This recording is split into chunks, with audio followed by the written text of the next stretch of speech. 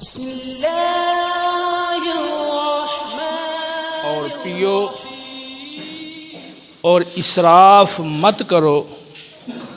بے شک اللہ تعالیٰ اسراف کرنے والوں کو پسند نہیں فرماتا۔ قرآن پاک کے اس انتہائی مختصر سے حصے میں اللہ رب العالمین نے تندرست رہنے کے لیے ایک بہترین اصول اور طریقہ ارشاد فرمایا ہے۔ انشاءاللہ آج کے درس میں اس حوالہ سے گفتگو ہوگی کہ آپ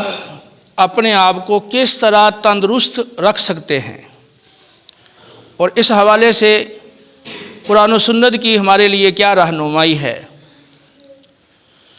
تو اللہ رب العالمین جل جلالہ کا ارشاد ہے کہ کھاؤ اور پیو لیکن حد سے تجاوز نہ کرو۔ ہر چیز کی ایک لمٹ ہوتی ہے، ایک حد ہوتی ہے، تو کھانے اور پینے کی بھی ایک حد ہے، اس سے آگے مت بڑھو۔ جو کھانے پینے میں حد سے بڑھتے ہیں اللہ تعالیٰ ان کو پسند نہیں فرماتا۔ نسائی، ابن ماجہ، مسند احمد اور صحیح بخاری میں تعلیقاً یہ روایت ہے، رسول اللہ صلی اللہ تعالیٰ علیہ وسلم نے ارشاد فرمایا کہ کھاؤ اور پیو اور صدقہ کرو اور پہنو جب تک اسراف اور تکبر نہ ہو، یعنی تکبر سے بچتے ہوئے، اسراف یعنی حد سے تجاوز کرنے سے بچتے ہوئے، جو چاہو تم کھا سکتے ہو، جو چاہو پی سکتے ہو، پہن سکتے ہو، اور اس کے ساتھ پھر صدقے کی بھی آپ نے ترغیب دی۔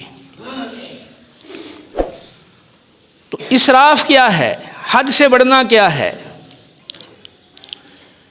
اگر آدمی نے پیٹ بھر کے کھا لیا، اب اس کا ظن غالب ہے کہ میں مزید اگر کھاؤں گا تو میری طبیعت خراب ہو جائے گی، جب اس کا ظن غالب ہو جائے تو اب مزید اس کا کھانا یہ ناجائز اور گناہ ہے۔ اب وہ یقیناً اس حد سے تجاوز کرنے لگا ہے جو آخری حد ہے۔ ترمذی اور ابن ماجہ کی سند صحیح کے ساتھ روایت ہے، رسول اللہ صلی اللہ تعالیٰ علیہ وسلم نے ارشاد فرمایا کہ ابن آدم یعنی انسان نے پیٹ سے زیادہ برا کوئی برتن کبھی نہیں بھرا۔ انسان کو اپنی پیٹھ سیدھا رکھنے کے لیے چند لقمے کافی ہیں، اور اگر ضروری طور پر تم نے زیادہ ہی کھانا ہو تو پھر 1/3 یعنی تیسرا حصہ پیٹ کا کھانے کے لیے ہو، اور 1/3 یعنی تیسرا حصہ وہ پانی کے لیے ہو، اور 1/3 یعنی تیسرا حصہ سانس کے لیے خالی اور باقی رکھو۔ تو اس حدیث پاک پہ آپ غور کریں کہ اولاً تو آپ نے فرمایا کہ انسان نے پیٹ سے زیادہ برا برتن کبھی نہیں بھرا۔ یہ ایک بالکل واضح اور کھلی بات ہے کہ انسان پوری زندگی میں جتنا زیادہ کھانے سے تکلیف پاتا ہے اس کو اگر جمع کرے تو کسی اور چیز سے وہ اتنی تکلیف نہیں پاتا۔ بارہا مرتبہ زیادہ کھانے کی وجہ سے الٹیاں لگ گئیں، دست لگ گئے،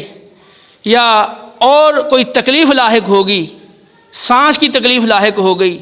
طرح طرح کے امراض انسانوں کو وہ زیادہ کھانے سے ہی لاحق ہوتے ہیں۔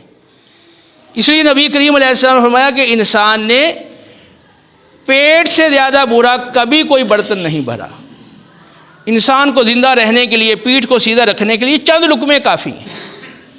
اور پھر فرمایا کہ اگر تم زیادہ کھائے بغیر نہیں رہ سکتے ہو تو پھر 1/3 کھانا، 1/3 پانی اور 1/3 سانس کے لیے باقی رکھو۔ تو خلاصہ یہ ہوا کہ اگر آدمی کھانا کھا کر فارغ ہو تو 1/3 بھوک ابھی اس کی باقی ہو۔ تو اگر آدمی اس کو اپنی روٹین بنا لے اور اس کا معمول بنا لے، ہاں وہ شادی بیاہ میں کھائے، ہاں کسی اور تقریب اور فنکشن میں کھائے، ہاں کسی بھی دعوت میں وہ کھائے، لیکن اس کی پابندی کرے کہ جب 1/3 بھوک باقی ہو تو اب کھانا چھوڑ دے، تو انشاءاللہ بیماری قریب نہیں آئے گی۔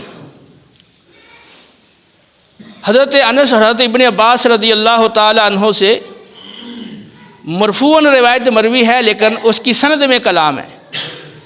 اور محدثین نے فرمایا کہ امام حسن بصری رضی اللہ تعالی عنہ کا یہ قول ہے، اصل میں یہی بات زیادہ درست ہے، اور وہ کیا ہے کہ اصل کلی دائن البردہ، کہ ہر بیماری کی جو بنیاد اور جڑ ہے وہ ہے پیٹ بھر کر کھانا۔ تو بالکل فل ہو کے کھانا، پیٹ بھر کے کھانا، یہ ہر بیماری کی جڑ ہے۔ اور یہ گویا کہ یہ بظاہر تو ایک قول ہے، لیکن اس کے اندر پوری طب کو سمو دیا گیا ہے کہ اگر آدمی اس بات کو سمجھ لے، اور اس میں باقاعدہ اگر آپ میڈیکلی طور پہ ریسرچ کی جائے تو یقیناً یہی نتیجہ نکلے گا کہ واقعی پیٹ بھر کر کھانا، اوور لوڈ ہو کے کھانا، یہ بیماری کی، ہر بیماری کی جڑ ہے، اور اسی سے بنیاد پڑتی ہے بیماری کی۔ تو قرآن نے بھی ہمیں یہ تعلیم دی کہ کھانے پینے میں اسراف یعنی حد سے تجاوز نہ کرو، اور رسول اللہ صلی اللہ علیہ وسلم نے بھی یہی تعلیم دی کہ اولاً تو چند لقمے ہی تمہارے لیے کافی ہیں، اور اگر زیادہ کھانا بھی ہے تو پھر بھی 1/3 بھوک رکھ کر کھاؤ۔ اور ساتھ یہ بتا دیا گیا کہ ہر بیماری کی بنیاد اور اصل اور جڑ وہ پیٹ بھر کر کھانا ہے۔ تو اگر کاش ہم اس کے عامل بن جائیں۔ بارہا آدمی کو ایک چیز کھانے سے تکلیف لاحق ہوتی ہے، اور وہ کہتا نہیں اب نہیں کھاؤں گا، اب وہ پکا تہیا کرتا ہے، لیکن جب وہ چیز سامنے آتی ہے پھر وہ بے بس ہو جاتا ہے، اپنے نفس کا مقابلہ نہیں کر سکتا۔ تو نفس کا مقابلہ آپ نہیں کر سکیں گے تو پھر آگے شریعت کے دیگر احکام ہیں اس پہ آپ کیسے چل سکیں گے؟ آپ دیکھیں گے جو صوفیاء کرام ہیں، اولیاء اعظام ہیں، تو عبادت، ریاضت، مجاہدہ کرتے ہیں تو وہ پہلے اپنے نفس پہ کنٹرول کرنے کے لیے وہ ریاضت کرتے ہیں کہ جس میں ان کو اس پر عبور ہو جائے کہ اپنے نفس پہ کنٹرول پوری طرح کر لیں۔ تو جو جی میں آیا وہی کھا لیا اور بار بار کھا رہے ہیں، پورا دن کھا رہے ہیں، تو یہ بیماریوں کی بنیاد ہے۔ تو پہلے تو یہ سب سے پہلے جو تندرست رہنے کا اصول ہے وہ یہ ہے کہ آپ 1/3 بھوک رکھ کر کھانا کھائیں، انشاءاللہ آپ کبھی بیمار نہیں ہوں گے۔ چھوٹی موٹی اگر کوئی تکلیف آئے گی تو اللہ نے جسم کے اندر قوت مدافعت رکھی ہے، ایک ایسا خودکار سسٹم بنایا ہے کہ جو آپ کو تکلیف لاحق ہوتی ہے تو آپ کے جسم کے اندر ہی اس کی درستگی کے لیے اور جو کوئی نقص آیا اس کو ریپیئر کرنے کے لیے اندر سسٹم موجود ہے۔ جب ہم اوور لوڈ ہو کے کھاتے ہیں تو اب وہ قوت مدافعت والے جو اعضاء ہیں جنہوں نے اس آنے والی، باہر سے آنے والی تکلیف کا دفاع کرنا ہے، اب وہ زیادہ کھانے کی وجہ سے اب وہ کھانا ہضم کرنے میں لگے رہتے ہیں، ان سے فرصت ہی نہیں ملتی اور وہ ہمارے جسم کا دفاع نہیں کر سکتے، قوت مدافعت نتیجتاً کمزور ہو جاتی ہے اور پھر وہ ہم اس بیماری سے جلدی تندرست نہیں ہو پاتے۔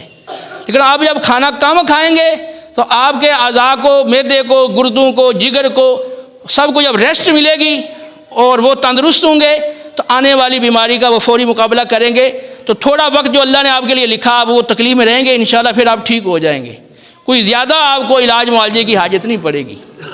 اگر آپ صحابہ کرام کی زندگیاں دیکھیں تو کوئی باقاعدہ کسی ڈاکٹر کے پاس وہ نہیں جاتے تھے، اطباء موجود بھی تھے لیکن اطباء کی طرف ان کا کوئی رجحان نہیں تھا، اس لیے کہ وہ کھاتے ہی اتنا کم تھے کہ وہ اس کی وجہ سے بیمار نہیں پڑتے تھے۔ تو تندرست رہنے کا سب سے پہلا جو اصول ہے وہ ہے کم کھانا۔